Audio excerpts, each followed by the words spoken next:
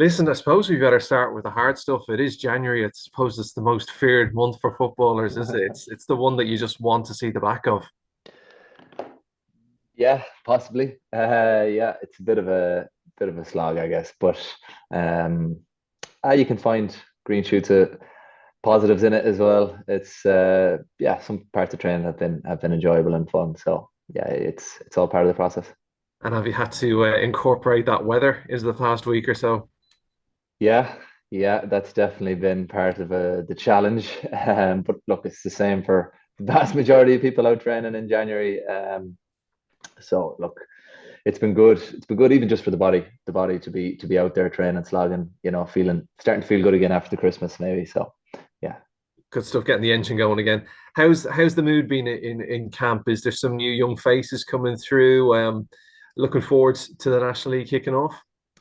Yeah, the mood is good, I have to say. We've probably what 6, 7 weeks training behind us now. So, every week you're finding those little bits of improvements and you're seeing yourselves get a little bit better at certain parts of your game. And there's obviously a bit of a buzz in that. And then in terms of personnel, you're seeing guys who might have been new last year kicking on and becoming more comfortable and taking more risk and trying things. And then obviously you've got the couple of new faces who are literally just joining this December, and that brings its own freshness and kind of excitement as well. So yeah, it's a positive environment at the moment.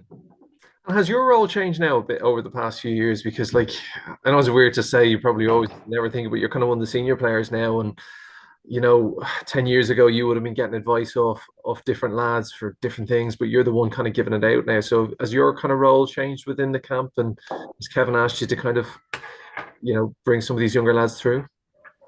Um, like I would say, it's not really a conscious, like intentional thing that I'm going to start forcing these conversations now with lads or cornering them. Yeah. It kind of some of it happens naturally, but like you said it there, we have loads of lads in the squad who have been around for a while and who have played on successful Mayo teams or schools teams, Sigerson's teams. So there's plenty of experience in the group, and I suppose my own career, like I know I think the first time I captained the team was probably back in 2014. So there's probably loads of times where I've been in similar positions and had to deal with it. But it works both ways. Like you learn loads off the new lads as well. There's guys come in who are brilliant at different parts of their game, or particularly calm under pressure, or have loads of strengths, and we learn off them as well as much. Just going back to last year, three Connacht teams top in Division One. Connacht football is in a very, very strong position at the moment, isn't it? Yeah, like I think just speaking of Division One, that's really competitive. There's so little between the teams last season in the Allianz League. So there's no easy game. I think I don't have the table in front of me from last season, but you're probably talking about 1 point dividing the first few teams or score difference coming into it. So yeah, look, that season there was three teams at the top from Connacht, but only for a draw here or a point there, it could have easily been other teams. So yeah, I suppose it was nice to see, but you probably can't read too much into it either. Listen, just going back as well then to last year as well, I was just kind of going back over the league, refreshing the memory and that sort of stuff. And it described last year's game against Galway as a lively start to the league. It was a good draw in Castlebar. Playing Galway again this time, I think it's in Salthill. Um, Conditions possibly could be a bit wild. Uh, how do you feel about starting the league against Galway again? Are you looking forward to renewing that rivalry? Yeah, like you said it there, the fixture in last year's Allianz League, it seems so long ago. There's a full league campaign since then a full group stage, ladder stage of championship, club championship, off season. So it does seem like a long time ago, and I'm sure lots of changes have happened in both squads.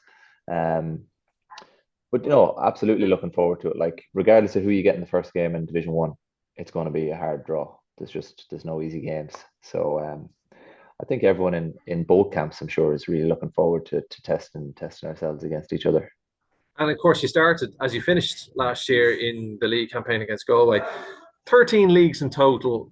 I think it was your second in 4 years, and it could be a third out of 5 this year if you were to make it out. Firstly, do you think you have the guts of the team there again to win the division and go all the way? And what do you need to do to replicate that success then into the All Ireland?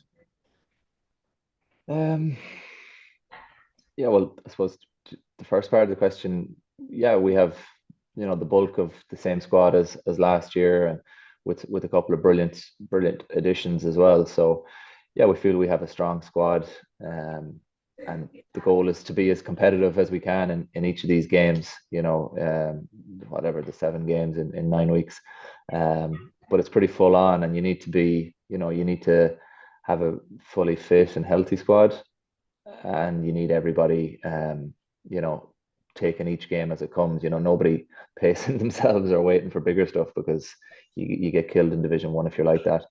And then to replicate it later in the summer, obviously, is that's the $1 million question.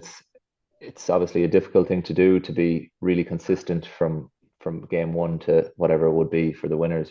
Could be the 15 or 16 games. I don't know what it is exactly, but I think we just have to be as consistent as we can. And then when you look at the best teams in any sport, they don't tend to talk or think too much about what's down the tracks. Best practice seems to be taking it piece by piece and focusing on the next hurdle, as boring as that sounds. So we just want to be as competitive as we can in the league, first of all, and then I guess regroup and review it, and then hopefully be in a good place going into the championship. And there hasn't been any talk of maybe peaking too soon or something like that.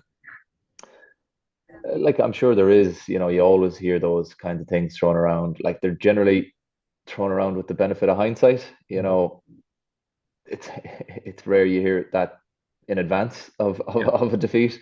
So look, as players, though, we only really have to focus on training tonight, Thursday, and the game at the weekend. And you just put faith in the management and the strength and conditioning coaches and all the backroom. They'll get our bodies right. They'll get us right for games. And our job is just to burst ourselves every time we get a jersey. In terms of pacing and all that stuff, it doesn't really come into our heads. We're just we're too competitive. And listen, just a couple for me to finish then. Personally, yourself, body wise, you're feeling fit, feeling like a 21-year-old. There's still a few knocks there. How's the body feeling? Is the drive still within you? Because obviously you have that one thing you'd love to achieve. I know in your career, so many guys from Mayo would as well. Is the fire still burning strong? Yeah, like I'm sure it's what I want to achieve, my teammates want to achieve, but also every player in the country wants to achieve. It's not just us that has that burning desire. And I think, look, the body, thankfully, touch wood, is good, injury free. Training fully since we went back. But more importantly, just enjoying it. I think that's the players who do the best seem to be enjoying their football, and thankfully that's the case for me as well. And so long as that is it, you're going to feel good, and I think that gives you the best chance of playing well. So yeah, just enjoying working away with my teammates and the management, trying to figure stuff out, and do the supporters proud anytime we take to the field, and put our best foot forward, starting with this weekend. And listen, final question. It is a stacked Division 1 this year. Possibly, arguably even more so than last year. Obviously, Dublin back up after winning Division 2. Dublin and Kerry still setting the standard for which other teams need to catch. And how far do you think Mayo are from that? Many people have maybe written off Mayo.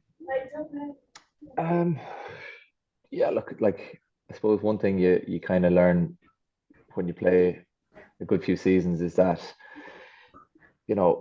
keeping tabs on the narrative and who's where and what's, rankings and stuff, it's probably not the best use of our time, because it tends to change very quickly. I know going back years, you win the first 2 league games, all of a sudden,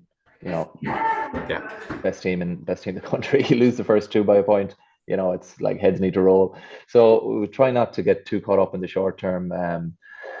rankings and all that. Like this time last year, would people have picked Dublin and Kerry as the best two teams in the country? Maybe they would, maybe they wouldn't. I don't know. So I don't really genuinely don't put too much stock in the narrative out there about who's the best, because it changes week to week, you know, in the narrative. So in terms of closing the gap, we played some really good stuff at times last year.